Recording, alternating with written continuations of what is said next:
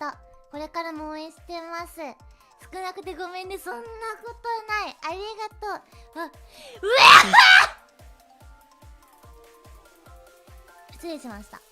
じゃあお詫びとして花子よりで人工的な可愛いくしゃみをやってあげるとするか。最近くしゃみなまってるからな。ほらあ、そう、失敗しましたね。